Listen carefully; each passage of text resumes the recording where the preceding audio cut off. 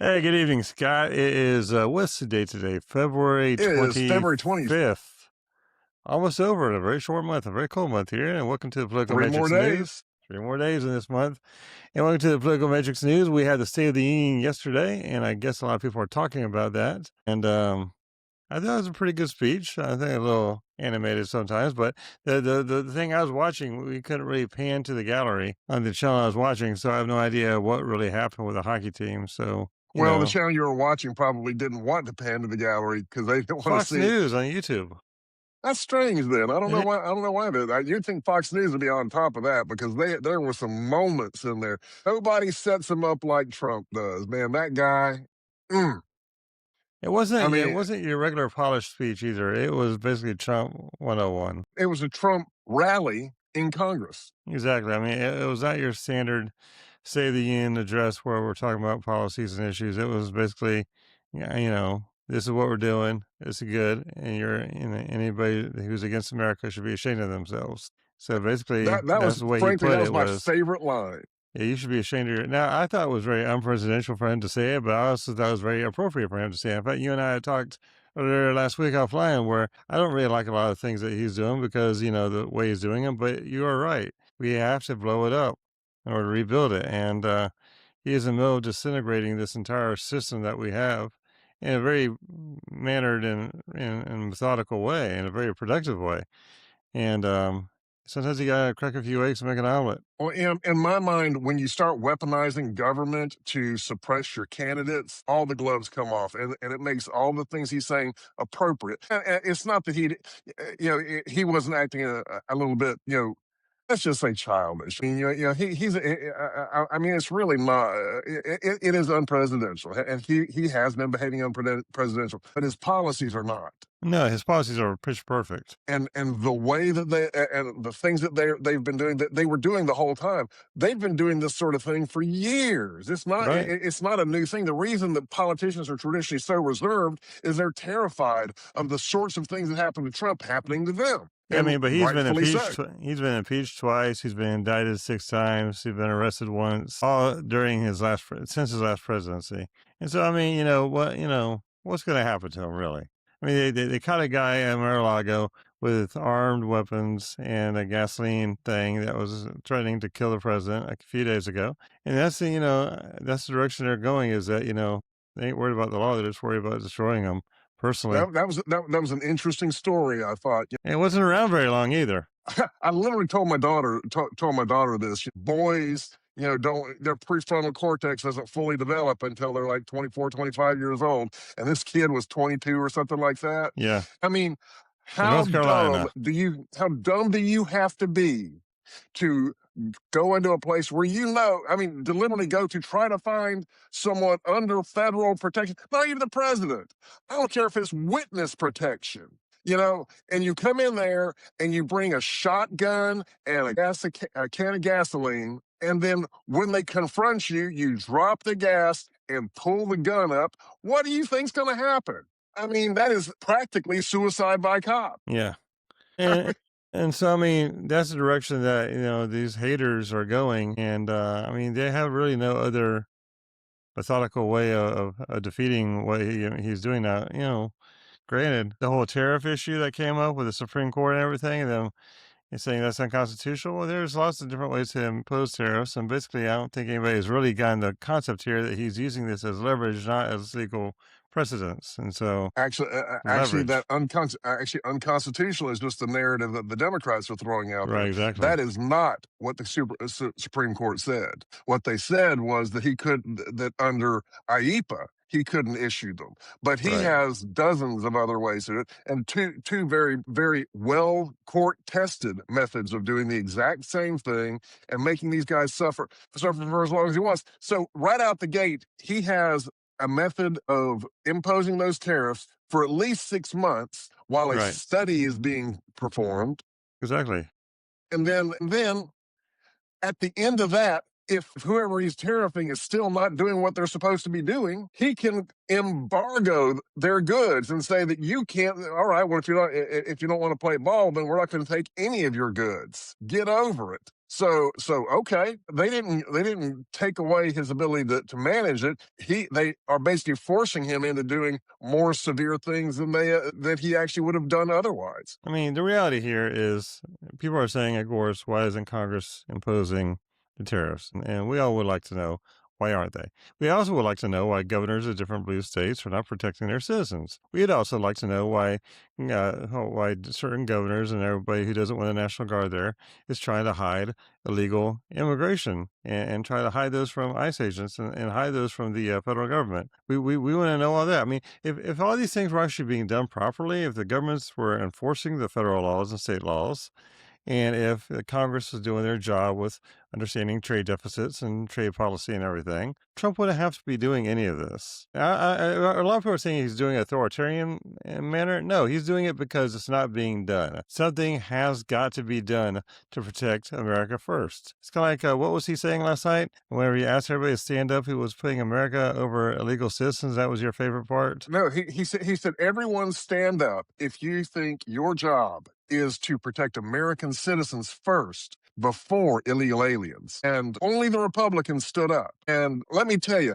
if I had a client that did that, I almost feel bad taking payment from them for how easy the ad is going to be to write, right? because all it's going to be is just a shot of that gallery and him saying that the Democrats essentially said our job is not focused on American citizens. And the old Democrat Party was. I mean, and I think we talked about this on a show or two before when Dick Gephardt and Daschle and Tom DeLay and Dick Armey and Nick Gingrich and all those guys back in the 90s, they actually worked together. I mean, granted, we had our differences with Democrats and they had our differences with us, but it was all America First policy, period, back then. And, I mean, the Democrat Well, the Party Democrats was. were the ones trying to control the border back then. Exactly. It was their story. It was their deal. I mean, they were the wall guys. I mean, the wall was proposed by Joe Biden when he was a senator in Delaware.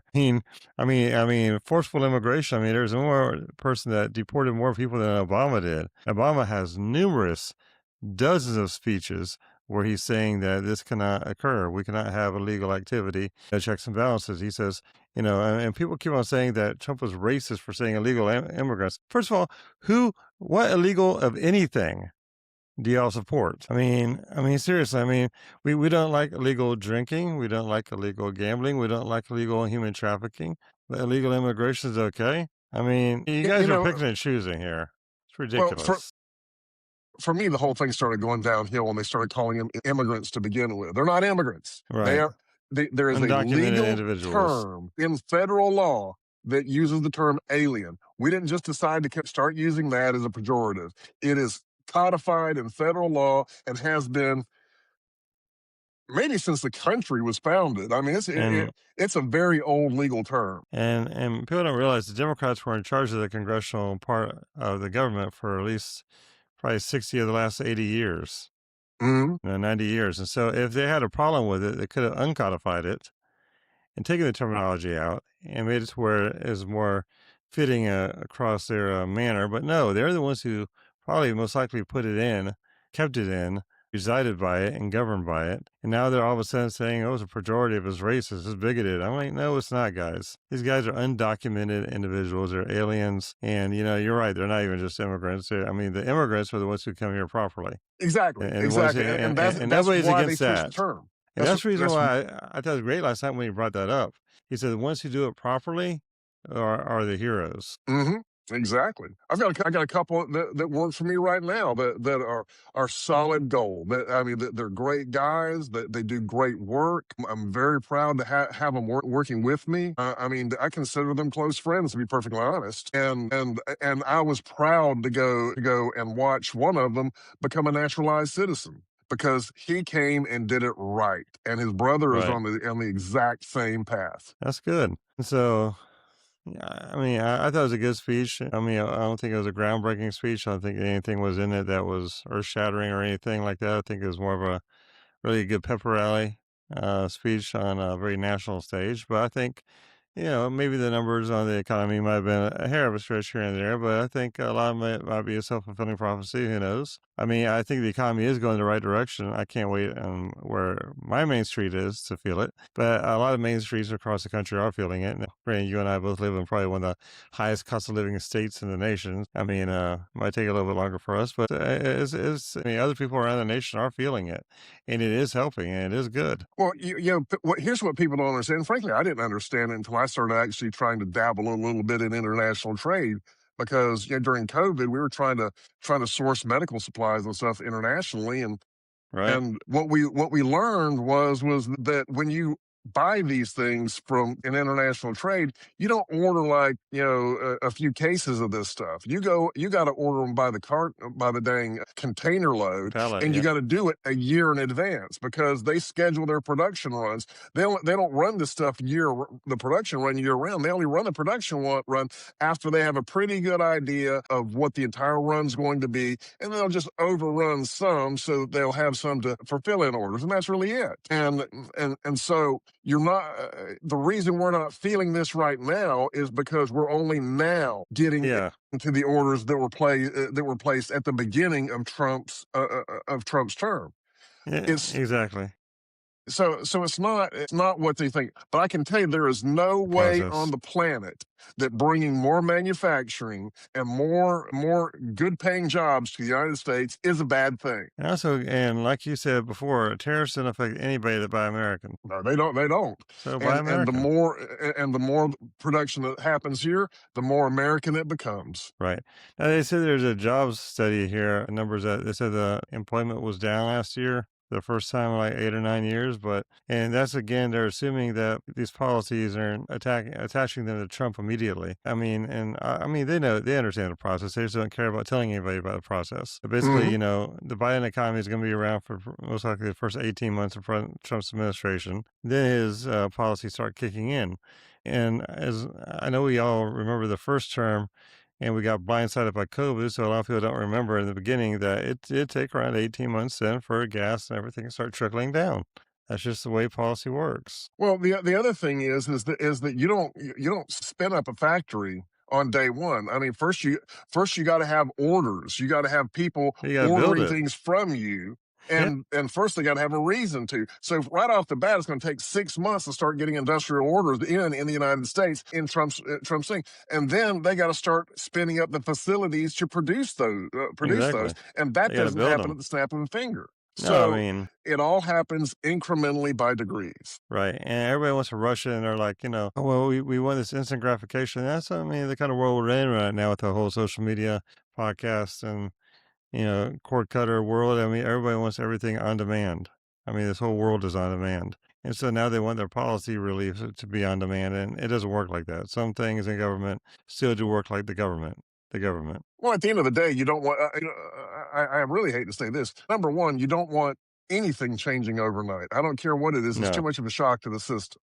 You have to have an evolution, not a revolution, because right. if you keep on, if things change too much, number one, you may not have considered all the pieces may not be in place for it to change overnight. So if it forces it into this change, all of a sudden you're going to have stoppages because this very necessary piece over here, isn't there. It's not in place. So they have to change things occasionally, or they have to do that occasionally, so that they can just slowly do it, so that we know that this thing that and frankly, sometimes they may plan that this thing that we used to have now, if we change it to this system that required this piece, well, now technology and the system and everything's changed. Maybe we don't need this piece, or maybe that piece needs to go like this now instead of like this. You just don't know how things are going to fit together. That's how and why you have to do things incrementally. Exactly. And so, I mean, there's a Trump way of doing it, which is, ordered by chaos. And there's also a Trump way of doing it where the chaos actually makes sense. And at the end of the day, the entire old school of doing it, where everything took 2 or 3 years, is still in place. And so everybody needs to wake up and be patient and realize as much as things are hectic and helter skelter and rushed to get in place, they have to be rushed to get in place in order to take the long process to fulfill their delivery to the trickle down. Yes, and trickle down does still work as much as my Democrat friend says it doesn't, but it's in order to trickle down throughout the economy. and through the whole multiplier effect and everything else. I mean, we've got to be patient to this fact. I mean, yeah, I just want someone to explain to me how taking the money that you would pay someone in America to produce something is better spent in another country. yeah, I don't get that one. I don't know And how I mean, anybody thinks the sweatshop is I'm better. not, I'm no economist, but I don't think it takes a rocket scientist to understand it. It doesn't take a Nobel laureate economist to understand that either. Although a Nobel laureate, if they were sufficiently publishing the policies it would take to win a Nobel Prize, they probably wouldn't know much anyway because the Nobel Prizes go to liberal guys. Or just basically buddies of buddies Oh yeah, in the it's industry. a popularity contest more It than it is really a is. science contest. So, what do you think about on a different topic here? What do you think about the governor and the state legislature here in Florida? And there are different numerous proposals here for property tax cuts to be going to the Well, ballot here. I guess it looks a little closer. we'll see. I've been kind of again, and not to recycle the same term, but my understanding of the way this bill will play out is it's kind of more of a yeah, like I think it's a 10-year cycle. It's not like they're going to pass Right. the bill and then tomorrow or even next year or the year after that, Right. Cycles over property 10 taxes are going years. to go away. They're just going to be in a step down, and that's the way that you have to do it. It has to be an evolution for the same sort of reason because it's a shock to the system, and we can't have that. Another incremental approach, which is Their incremental approach. which is basically the proper way of doing it. But I don't think right now there's a big discussion, big debate on which bill is going to make it. And right now I think they're running out of time. And so there might be a possibility that none of them will make it for the 2026 election, but they might make it for the 2028. Unless it's a governor's priority. If they don't pass it in time for him, he'll just keep a special session going. He'll keep them there till they do something one way or the other. Yeah, right now there's a city out by the League of Cities here in Florida that says basically the tax cuts will eliminate 100 smaller towns. And so because it's towns like Hawthorne or Century or Chipley or these smaller burgs will not have any funding to operate. Which then again, there's actually, in my opinion, two sides to that. B, if they're dependent on only property taxes that much to be funded, they might need to be absorbed by their county anyhow. Or B is bullshit. Well, in my opinion, it's probably more B than anything else. But the thing is that you don't know. You don't know if what's going to happen tomorrow. When their revenue starts declining, they all of a sudden it spurs them to sit around and think about how else can we make some money? What can we do? The small town in Gulf Breeze years ago used to just basically run municipal bonds through them, and they made a killing on that. Yes, I they mean, did. A few investigations small probably town. too. Yeah, they probably yeah. But yeah, I mean, and you're right. That's how a lot of small towns are making their. Yeah, it's not a it's a there's a necessity is the mother of invention. As long as the government's writing you a check, you don't try to be inventive. The government stops Exactly. writing you a check, you start figuring out maybe there's something else I can do. Exactly. Then there's another layer of this onion I can peel. And so, while they're peeling up the onion in the cities and everything else, and the counties are all saying they're going to be losing the money. I mean, I guess Pensacola said might be losing $10 million over the next 10 years, which I guess is $1 million a year. Or maybe more. But I mean, whenever cities are losing that kind of money, it's really going to force them to see what the priorities they are spending on, I guess, and and how they can restructure everything. But I mean, a lot of it's easier said than done. And so there's a lot of cooks in the kitchen in city government and county government. So I mean, because the school has been taken off the table, it's not going to affect the school any. So education is not going to be affected any. So that's good by any of the bills. Well, regardless of what this current bill says, I am quite sure that the answer for that most of these municipalities are going to be looking for, has the initials LOST, Well, local yeah, option sales tax. right. And if they don't have that, they should get one. Hmm. It helps. Yeah, I mean, well, I mean, we are a tourist state. I mean, every single county is a tourist county to a degree. mhm. I mean, Yeah, how many? I mean, I don't care what Gilchrist County. I mean, you'd be stressed to find some kind of good, great tourist thing in there, but they still have tourism in there. They Exactly. I have mean, people go fishing and camping and all kinds of things over yeah. I there. mean, every county is at least at the most maybe 60 miles from the coastline of some sort. Shoot, it's less than that. You It's know, 30 miles. exactly. I Oh, mean, I'm sorry. The Panhandle's all about 30 miles. The most to still be in Florida in the Panhandle. The longest one is 45. about 45 miles, and that's at Panama City, where the Apalachicola Peninsula is. Right. But Yeah, I mean, Other than that, exactly. I mean, even Swanee County is like, an hour away from the Gulf of America and hour and a half worst away from case the scenario. hour and a half away to the Atlantic Ocean, And even the one way or ones that the aren't, other. there's like there are rivers and lakes all over the place. Exactly. So I mean, we have a tourist state is our point, and so local option sales tax, which is usually paid by all the people who are traveling to visit here, of all the different springs and manatees and waterways and hospitality stuff that we have. I think generating revenue out of that would be a good idea. It has always made me laugh that the acronym for that is LOST, lost It money. is. It is. It's lost money. You found it. It should call it Mhm. found money. Well, we lose it, the government finds it. But, Well, that's a good way of putting it. yes. Yeah, and so well, I think that's probably going to be the best way of handling the situation here. If it gets to that, I would like to see an amendment where they affect homeowners insurance. That would be a good amendment. I mean, we're talking about property taxes in the government. Yeah, that's cool. But let's go ahead and try to figure out a way to regulate the insurance companies where they can't be hiking everything up so high. The home Well, insurance, I fall back on my typical position on this kind of thing, and that's that the government's role is only to be a referee.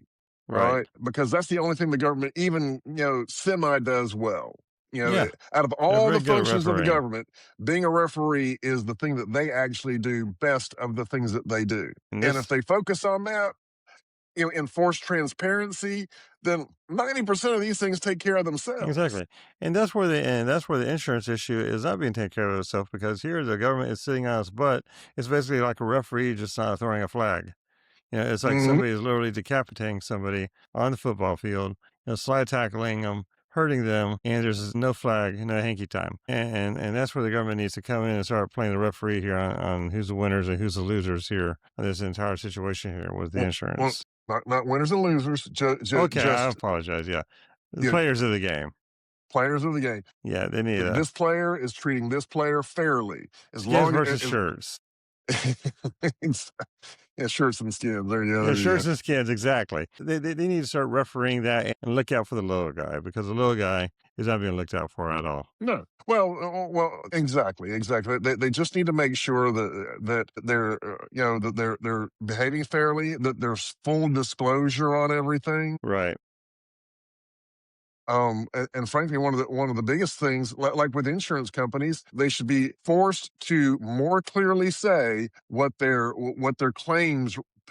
right, You should be able to look up 4 or 5 metrics of any insurance company and say, okay, this is what this is right because this is what I'm paying, and and when I do have to have a claim, this is how likely it's going to be that I'm going to have to fight with them because when you look at them and they're making year over year higher profits. I mean, and not just not dollar profits, but percentage profits higher and higher and higher every year as they figure out more and more creative ways to not to not pay claims. Well, that's not actually treating the people purchasing the insurance fairly now, right. is it? No, it's not. It is not, and it's a mess that they need to fix. And these are messes that are controlled state by state, and they not be need to be federalized. As a lot of the people in the left wing want to start federalizing this as well. So this needs to be a state issue, and I say that way. Well, I don't know. I mean, I'm lukewarm on that one way or the other.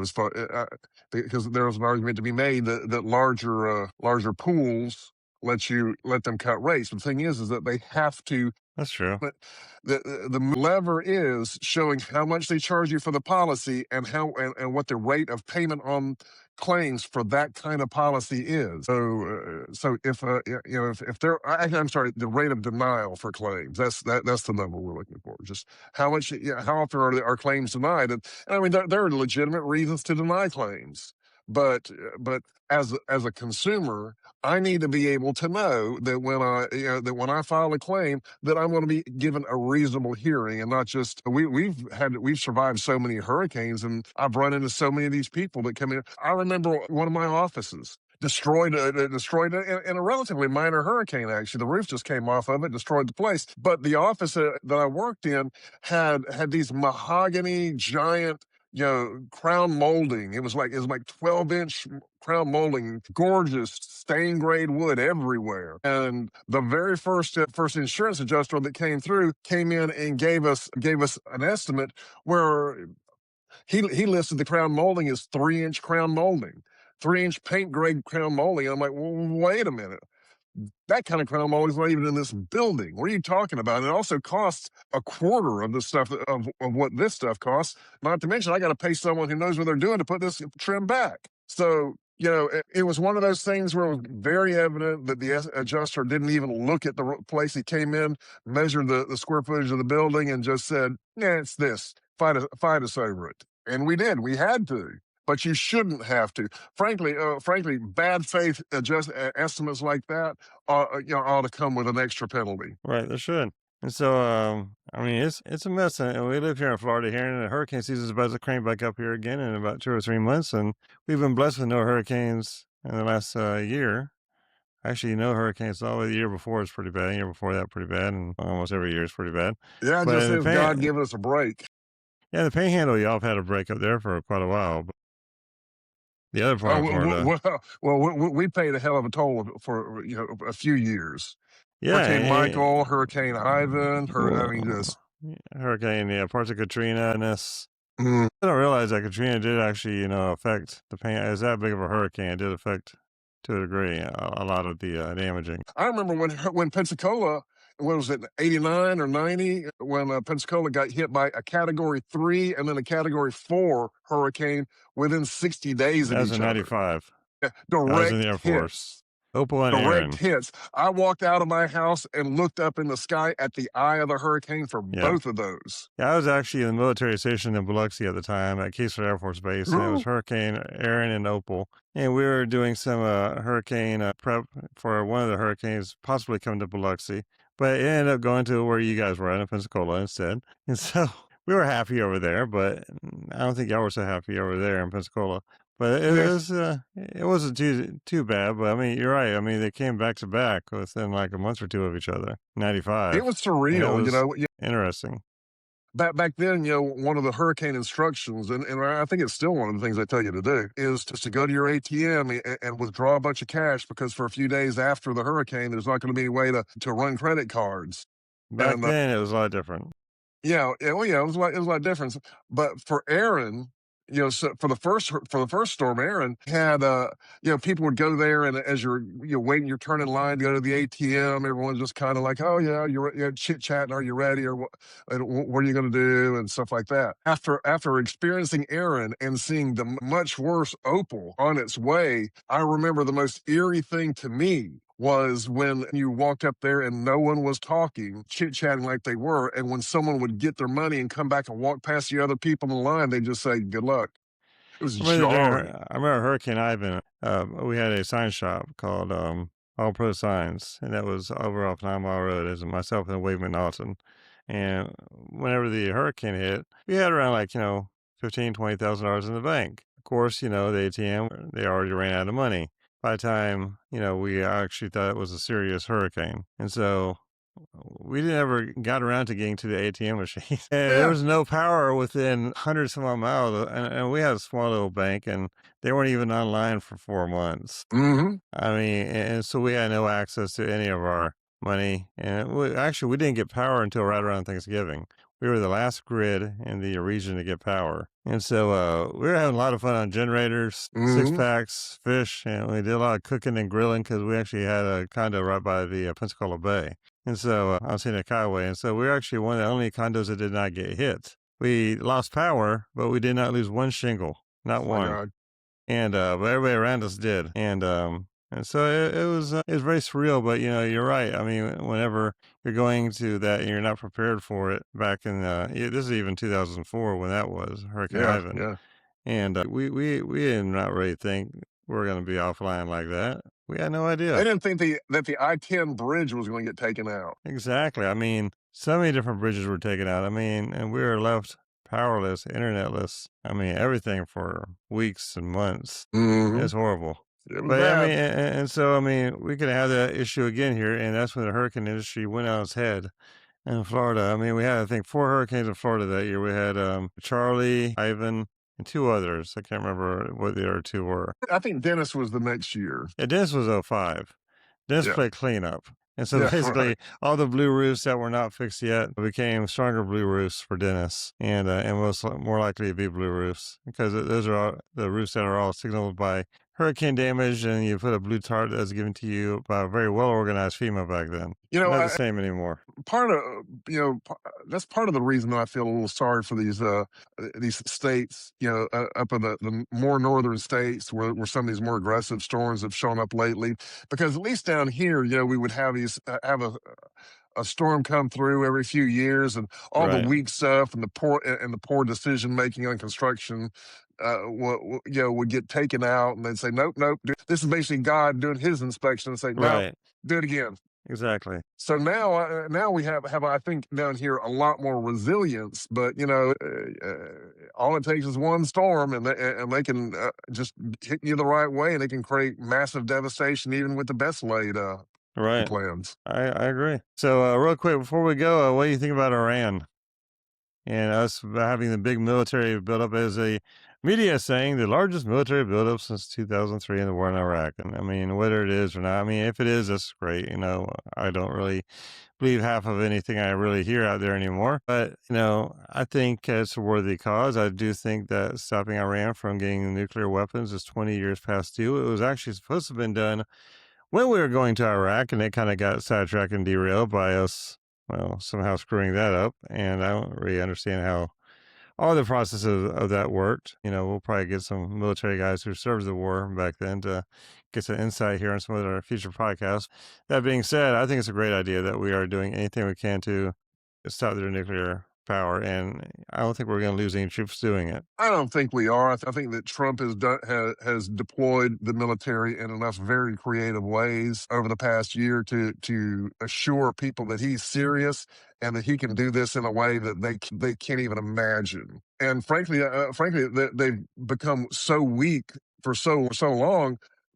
I think it's not going to take much. I mean, I mean, they're really going to. I was actually just reading a story the Ayatollah Khamenei's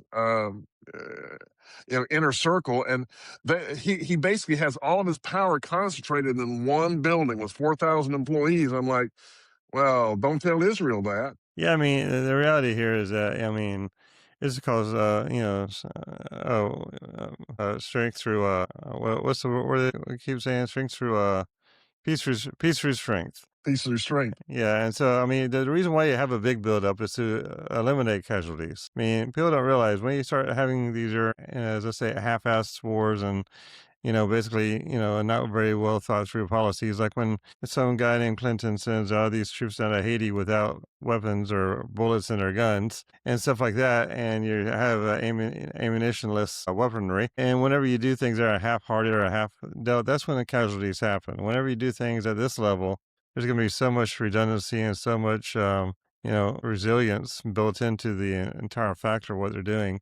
There's not going to be a possibility for us to have the same casualty factor, the same percentages we do whenever we have very, poorly thought through military plans. I seriously doubt. I think probably the most plausible thing that happened, whether it's being planned this way, or if someone's just going to get a bright idea, the whole time that Iran is sitting there focused on what America's doing, someone like Israel just comes in and say, oh well, while you're looking over here, these guys are going to be over here, and just come in and Right. do something surgical. Everyone's paying attention to the Americans. What are the Israelis going to do? Exactly. Lord knows. The But whole I will idea is say to this. keep everything safe. Yeah, and so that's really all I got to say about Iran. But I will say this: I do want to talk about Georgia and was it is it Nevada, Georgia, and Nevada, and frankly, hopefully, turning soon Wayne County, Illinois. Or is it? No, I'm Michigan. sorry, Michigan, yeah. Michigan. Fulton County in particular, every day just gets more and more compelling. With the desperation with which Fulton County is trying to get those ballots back is unbelievable. If I had done something, if I hadn't done anything, and I knew there's nothing to see here, I was like, well, go waste your time, spend money doing Right. all of that. That's not what they're doing. They are fighting for their lives to keep people from being able to take very close looks at those things. They've already found numerous That's instances, against what they stand thousands for. of instances where ballots, the same ballot image is used for multiple ballots that are represented in their file system. You know, they got every vote that they've got has a is supposed to have a corresponding image, corresponding image, corresponding image. Well, they're finding tons of them that they've recycled. This goes back to my suggestion that they put some sort of UV ink on these things to mark them in a way that you don't know, that people don't know, that you have to be able to serialize these things in a way that people can't be used to track people's votes, but can be used to validate their votes. Yeah, I mean, we had to have some sort of way of doing it and still keeping the anonymity of the vote. At this point, I really don't give a damn about the anonymity of the vote. I just care about the vote counting. I mean, I hate to say that, and hate to sound like a conspiracy theorist here about every vote is private, blah, blah, blah. Well, yes, okay, granted. Yeah, y'all have hidden behind that concept of every vote is private to shield your fraud and to shield. And once again, this goes back to what we said at the very beginning. If people were doing everything right, we wouldn't have to be doing this. If people Mm-hmm. weren't breaking the rules and doing their jobs, enforcing things properly, and making sure illegals did not get signed up in their proper e-verify techniques in the different counties to make sure all the citizens on their ballot, on their roster are legal, we wouldn't have to be here. But you guys screwed up. You dropped the ball. You blew it. Mm-hmm. Okay, you blew it. And now this is how you get it fixed. No way And that's the around whole it. thing about this. You know, it's like the people that are so so angry about ICE. You know, well, if you would simply turn over the people in your jails to the government to have them That'd be a deported, start. then we wouldn't have people going, these roving bands of ICE agents trying to find them. Yeah, they'll be pretty busy with all the guys in the jail. There's a lot of guys in jail. There are A lot of lots them of are in jail prisoners. that And are there's probably essentially more. rounding themselves up. Let's Exactly. say, do them a favor. I mean, there's more of them there. There's enough of them if the states would cooperate with ICE to keep ICE very busy. They wouldn't have time to be doing these neighborhood raids or these roving raids, and they wouldn't really have to because once you get, the root or the head of the snake, basically, the people who are in the jails deported, or more or less probably operating out of the jails and giving orders back to their people and everything else who are on the outside. I mean, once that's all eliminated, you have a really big fix going in the right direction. I'll tell you that the place that the strategic error that they're making is that if they would let turn over all the guys in jail, then when the president starts trying to has no more actual criminals to deport, actual documentable criminals to deport, then you can start making the argument, well, this guy's been here for 40 years and he hasn't done and has been nothing but an upstanding person. Why can't we give him a path to citizenship? The path to citizenship argument is a lot more powerful when you hand over the criminals. Yeah. I mean, and that's the whole story. We don't have a problem with any of them who've been here 30 or 40 years becoming legal. Go through the process and do it. I Exactly. We mean, just can't do it by the wave of a wand. it's just not a snap of a fingers, guys. I mean, it is a process. There are several millions and hundreds of millions of legal immigrants who did it properly. Just do what they did. That's it. Exactly. It's real simple. Keep it And simple, if we're stupid. not letting enough people in, oh my God, it's almost like there's a legislative process to change the number of people we're letting in. And there's Crazy lots of talk.